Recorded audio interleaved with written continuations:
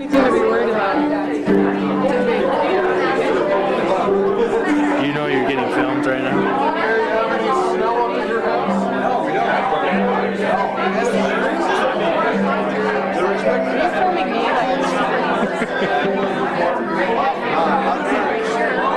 It's a pan.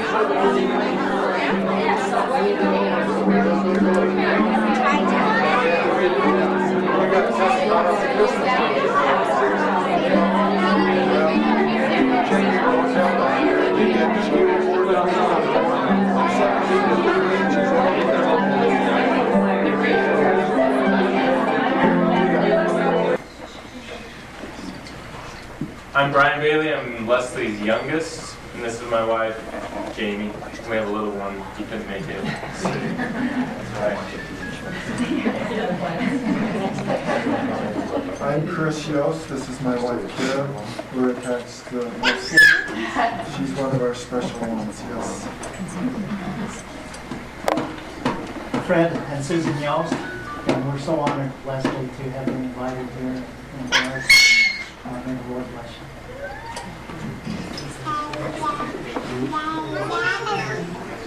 Oh, okay, we'll sit over here for this one.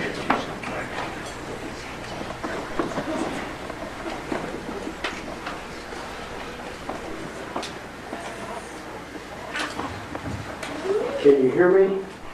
Yes. That's good because I can't. Seems like I'm muffled.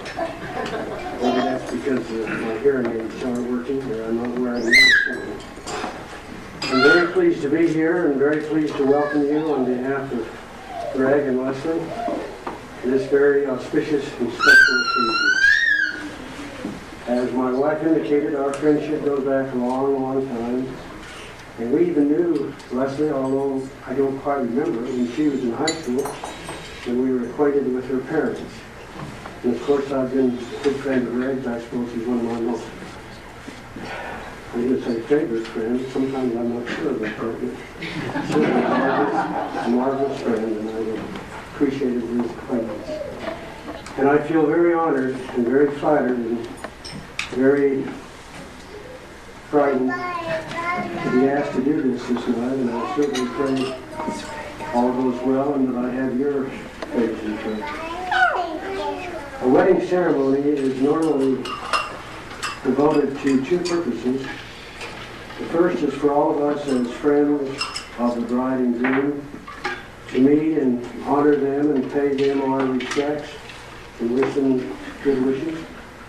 And then, of course, the second part is to do the legal part, to seal the wedding vows by one who has the proper authority according to the laws of the state of Utah.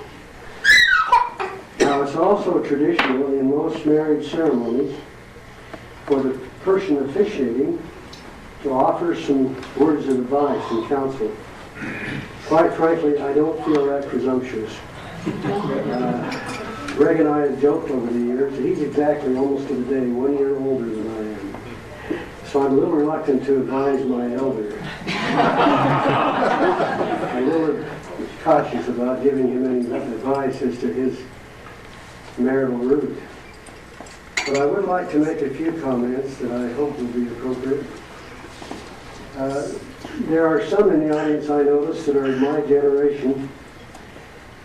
And perhaps you might remember, my wife is going to sing this for us tonight, but she lost her voice, unfortunately. But perhaps some of you remember a song that was written back in the 40s called Love and Marriage. Sammy Kahn was the lyricist. He wrote a lot of very famous music. And I'm going to read that song to you. Now, if you remember the song, remember the melody, it'd be kind of fun for you to hum along. Anybody in this room that's under 75 won't remember. The rest of you just have to listen carefully. These are the words of that song. Love and marriage go together like a horse and carriage. This I tell you, brother, you can't have one without the other. Love and marriage, it's an institute you can't disparage. Ask the local gentry and they will all say it's elementary. Try to separate them. It's an illusion. Try, and you'll only come to this conclusion. Love and marriage go together like a horse and carriage. Dad was told by Mother, you can't have none, you can't have one without the other. And it's interesting that some 4,000 years before the birth of Christ, our Father in heaven came to the same conclusion. After making man, he determined that man should not be alone, that he needed a helpmate. And so he created woman. And he said that this husband and wife should be together. Husband should leave his family and cleave unto his wife, and she should cleave unto him. So it's been the rule of things, it's been the customary thing and the religious thing from the very beginning. Paul, some 4,000 years later, talked about marriage being honorable. And he said, man is not without the woman in the Lord, nor is the woman without the man in the Lord.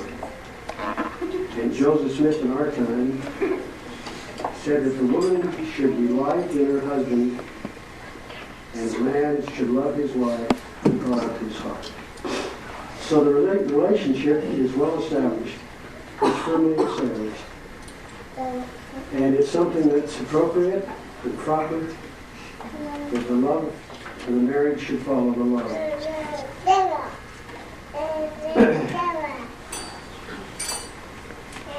Now, I tried to find a little love story, a sweet little story that would be appropriate. I didn't want to find the large woman, Romeo and Juliet type of epic, but some common ordinary love story.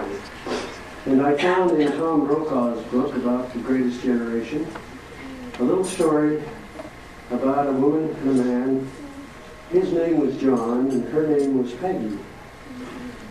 And they courted and were married just 1 month after Pearl Harbor. He went into the Army, was trained and served time in the Pacific, in the islands, as kind of a sweeper-upper of the dead and the wounded. A very tragic kind of an experience. But after 23 months in that assignment, he was coming home.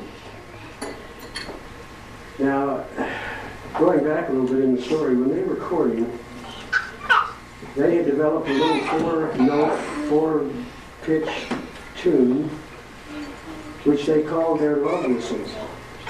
Whenever they were in a crowded room and couldn't find each other or some other circumstance where it was appropriate, one or the other would whistle this little tune.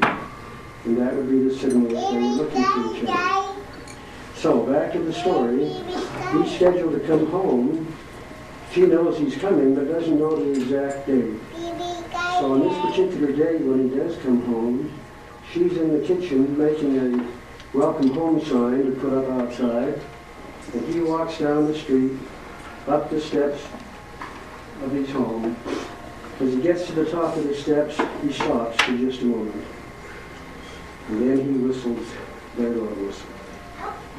She heard it in the kitchen, threw down what she was doing, rushed to the door, through the door and into his arms. I think that's a sweet little story. And it made me think of Reg particularly, because Reg loves to whistle. And he's a pretty good whistler, really. At least he thinks he is, and I think he is. He loves to whistle. So Reg, I hope maybe you'll remember that story that I called the love whistle. Maybe you can develop a similar type of signal for Leslie. That's how I got Leslie.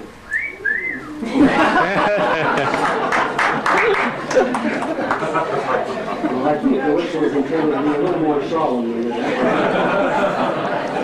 That will do. I thought that's how she got you.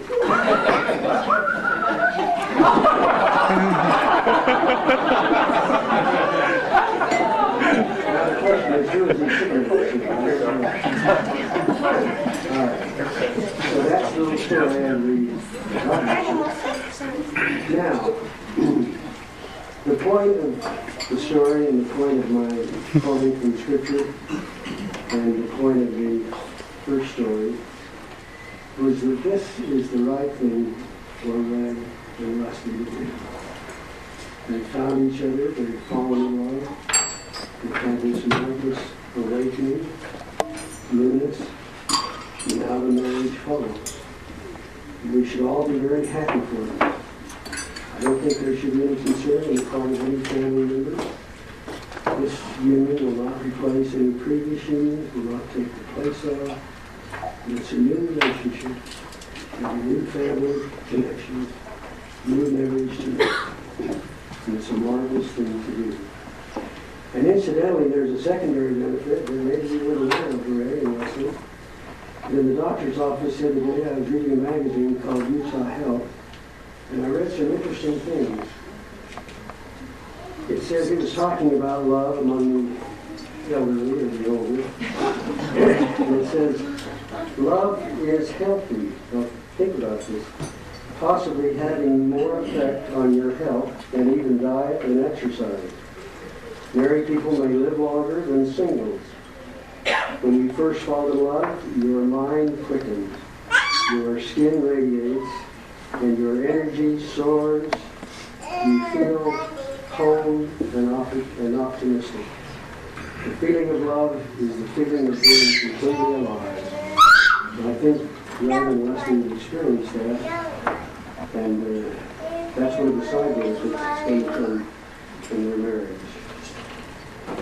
Now, I suppose I should give some words of advice, as brief as they may be. One thing I'd suggest, Reg and Leslie, and I don't think I need to suggest this because I'm impressed that both of them are very demonstrative and express their love. But be verbal in so doing. It reminds me of the story of Fiddler on the Roof. Remember the occasion, I can see it in my mind's eye, when you're sitting on the bench outside of the little home, and Trivia is trying to get Golden to tell him that she loves him. So he looks at her and says, do you love me? You remember the story? She's surprised. She says, my goodness. She says, I've mended your clothes, I've washed your dishes, I've made your dinners, and now you ask me, do you love me? He says, do you love me? Remember her answer? Well, I suppose I do. And then he says, well, I suppose I love you too. But it's nice to me. So I'd suggest for all of us, whatever our stage of life, to express our love and our affection and our feelings for our marriage. You also maybe remember the story of King Arthur and Merlin. King Arthur was feeling bad because he was afraid he was losing Jennifer, which he was, Guinevere. So he went to wise old Merlin and he says, how do I solve this problem? And Merlin says, how do you handle a woman you simply love her? Love her, love her. And that was his solution. Now what I have found, quite frankly, in our marriage relationship, Mary and myself, that sometimes the best way and the only way to win an argument is simply to take her in my arms and whisper that I love her. Now it's got to be a sincere expression of your love. It can't be a phony. It can't be like the man who wife asked him if he loved her still, and he said yes, better than any other way. Think about it. I don't see a smile in the whole room. So think about it when you look at it. So, that's my advice today, and I don't think I need to give it to you, but to express your love to each other verbally, and that you do it often. And that that continue to be, as the author of the article in the Utah Magazine, he said the only problem with the love among the elderly is, he says the problem is they sometimes seem tired. Let me find his language. He says the true power of love lies in learning to keep that music playing. So the true power of God in your relationship with God will be to keep it alive, to keep this awakening process alive and vibrant, and I'm sure it's you. Well, enough advice and counsel. I simply repeat my feeling of admiration and great regard for the working and listening and the thing that they're doing. I think it's marvelous. It's a blessing. I think the Lord is pleased. The family is pleased. It's the right thing to do. We're loving the Lord every day.